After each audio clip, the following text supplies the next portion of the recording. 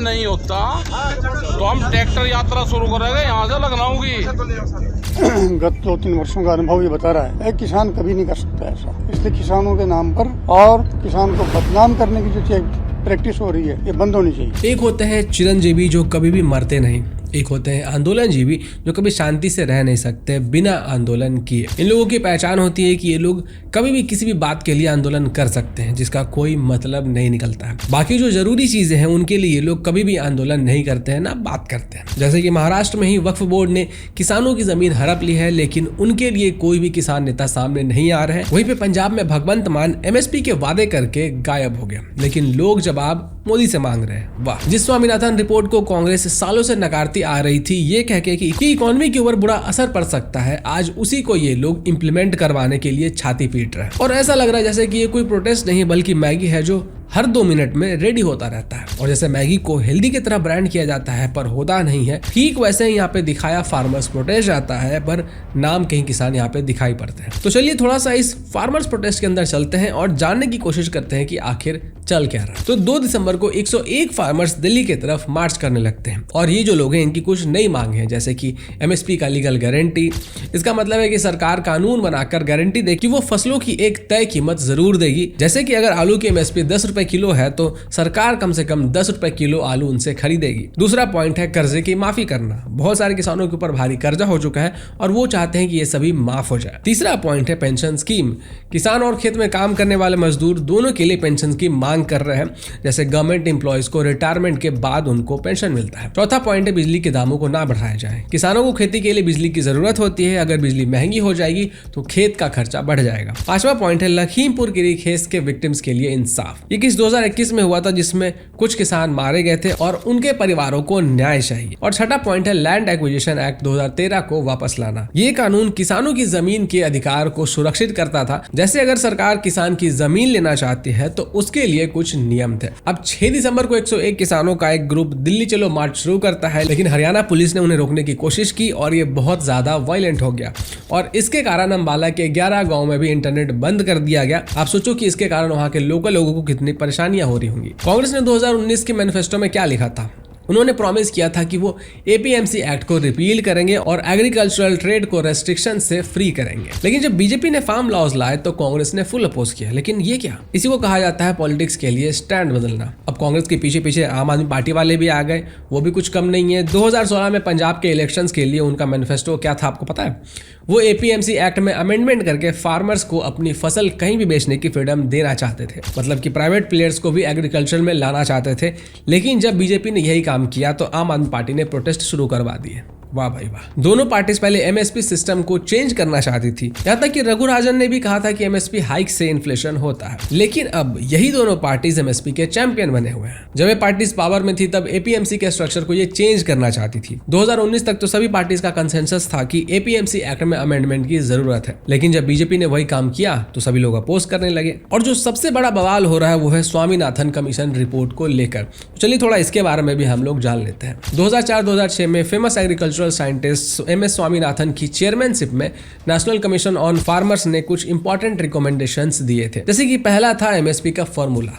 Commission ने कहा कि मिनिमम सपोर्ट प्राइस यानी कि MSP प्रोडक्शन कॉस्ट से कम 50% ज्यादा होना चाहिए और इसी को C2 + 50% का फॉर्मूला भी कहा जाता। कमीशन ने यह भी कहा कि प्राइम एग्रीकल्चरल लैंड को नॉन एग्रीकल्चरल पर्पस के लिए यूज नहीं करना चाहिए। और अब इसके बाद ट्विस्ट आता है 2007 में, जब यूपीए की गवर्नमेंट ने national policy for farmers approve की तो उन्होंने स्वामीनाथन कमीशन के MSP वाले रिकमेंडेशन को इंक्लूड ही नहीं किया। फिर 2010 में जब बीजेपी के MP प्रकाश जावड़ेकर ने राज्यसभा में पूछा कि क्या गवर्नमेंट ने स्वामीनाथन कमीशन की रिकमेंडेशंस को एक्सेप्ट किया है, तो यूपीए गवर्नमेंट ने क्लियर बोल दिया नो।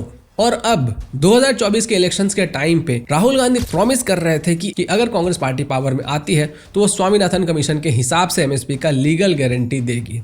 वाह भाई वाह। मतलब कुछ सालों पहले ये लोग जब पावर में थे तभी इसको ये लोग इंप्लीमेंट नहीं करना चाहते थे।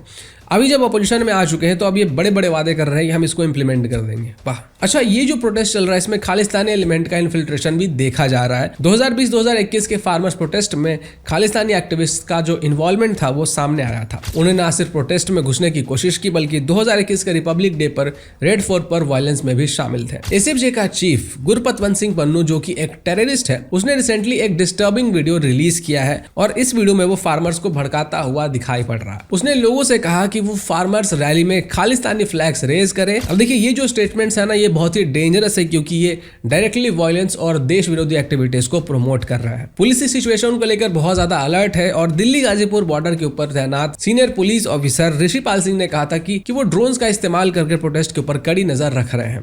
उनका कहना है कि कुछ एंटी सोशल एलिमेंट्स इस एजिटेशन का फायदा उठाकर टर्मोइल क्रिएट कर सकते हैं और 2024 के प्रोटेस्ट में भी खालिस्तानी एलिमेंट्स के होने के साइंस दिख रहे हैं। अगर इस चीज को हम लोग इंटरनेशनल एंगल से देखें तो वो भी मैं आपके सामने रखता हूँ।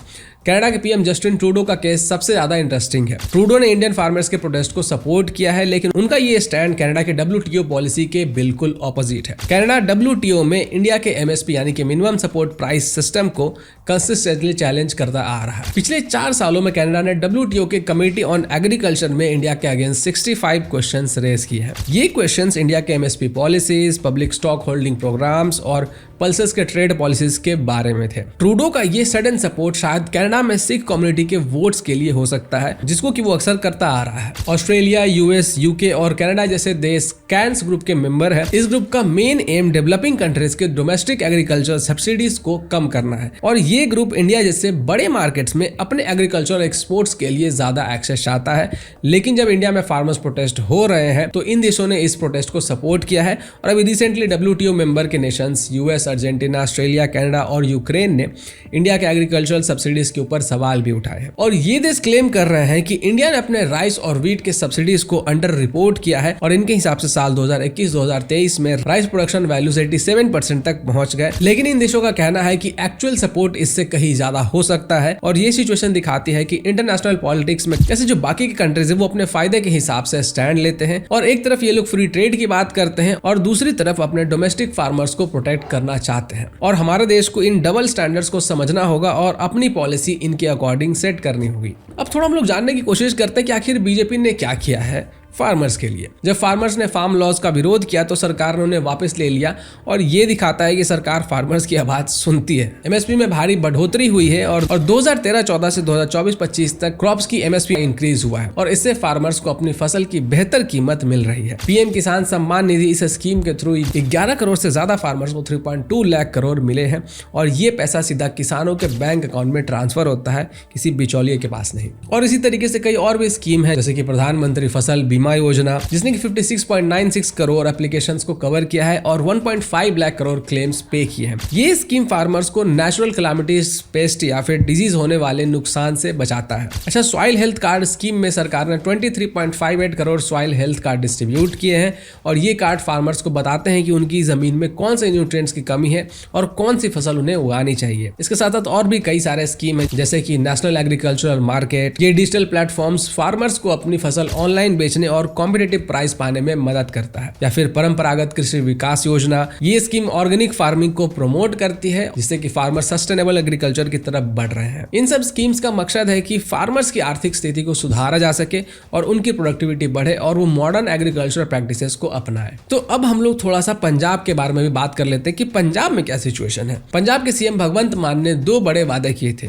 2022 के इलेक्शन से पहले इन्होंने कहा था कि वो 22 फसलों पर MSP देंगे और ये बड़ा वादा था क्योंकि अभी सिर्फ कुछ ही फसलों के ऊपर MSP मिलता है। और दूसरा इन्होंने वादा किया था हर फसल को खरीदने का। इन्होंने कहा था कि आम आदमी पार्टी की सरकार बनने के 24 घंटे के अंदर ही ये लोग ये गारंटी दे देंगे, मतलब कि किसान जो भी कुछ उगाएगा सरकार उसे खरीद लेगी। लेकिन 2 साल हो गए हैं, अभी तक ये वादे पूरे नहीं हुए हैं, इसलिए ऑपोजिशन उनको चैलेंज करती आ रही है। अब जो वादे वो पंजाब की गवर्नमेंट फुलफिल नहीं कर रही है, लेकिन लोग कोस रहे हैं किसको, सेंट्रल गवर्नमेंट को। अब इससे आपको थोड़ा थोड़ा आइडिया लग रहा होगा कि कौन किसान है और कौन आंदोलनजीवी है। और अभी हाल ही में महाराष्ट्र के लातूर में वक्फ बोर्ड ने 103 किसानों को नोटिस भेजा है जिनके पास कुल मिलाकर 300 करोड़ की जमीन है, जबकि ये जो जमीन है वो किसानों की है और वो उनकी पुश्तैनी है जो कि वो कई पीढ़ियों से इसका इस्तेमाल करते आ रहे हैं। और अब ये जो मामला है वो महाराष्ट्र के स्टेट वक्फ ट्रिब्यूनल छत्रपति संभाजी नगर में पहुंच गया है। इसका मतलब है कि ये जो केस है वो अब वक्फ बोर्ड के ही कोर्ट के अंदर लड़ा जाएगा, जहां पे कि वक्फ के ही लोग होते हैं। और अगर आपको वक्फ बोर्ड के बारे में ज्यादा जानना है तो आप हमारे दूसरे चैनल पे जो वीडियो है उसको देख सकते हो, हमने डिटेल में वीडियो बनाया हुआ है। अब ये जो फार्मर्स है उन्होंने महाराष्ट्र सरकार से मदद मांगी है और वो चाहते हैं कि सरकार उनके हक में दखल दे। एक किसान ने तो बताया कि ये जो जमीन है वो उन्हें विरासत में मिली थी और ये वक्फ की प्रॉपर्टी नहीं है और हम चाहते हैं कि महाराष्ट्र की सरकार हमें न्याय दे, इसमें इंटरवीन करे। और हमने देखा है कि पिछले कुछ सालों में देश के कई हिस्सों में वक्फ बोर्ड और किसानों के बीच में ऐसे ही विवाद देखने के लिए मिले हैं। और अब मैं पूछना चाहता हूं कि कहां गए वो जो किसान नेता बने फिरते हैं? अब वो लोग किसानों की आवाज क्यों नहीं उठा रहे? कोई भी इन किसानों की हेल्प क्यों नहीं कर रहा है? ये जो पूरा प्रोटेस्ट है वो हाईजैक के जैसा है जो 2021 में भी हुआ था और उसके बाद भी कई बार हो चुका है। गवर्नमेंट तो किसानों की बात करने के लिए उनकी हेल्प करना ही चाहती है, लेकिन ये लोग बात करने दे तब तो, ये लोग सही से मुद्दा उठाएंगे तब तो। मतलब ऐसा कब तक चलता रहेगा? इन सब चीजों के कारण लोगों को कितनी परेशानियां हो रही है। ट्रैफिक जाम के कारण किसी का एग्जाम छूट जा रहा है तो किसी की दवाई छूट जा रही है। बाकी मैं आप लोगों से जानना चाहूंगा कि आप लोग इस पूरे फार्मर प्रोटेस्ट के बारे में क्या सोचते हैं। नमस्कार।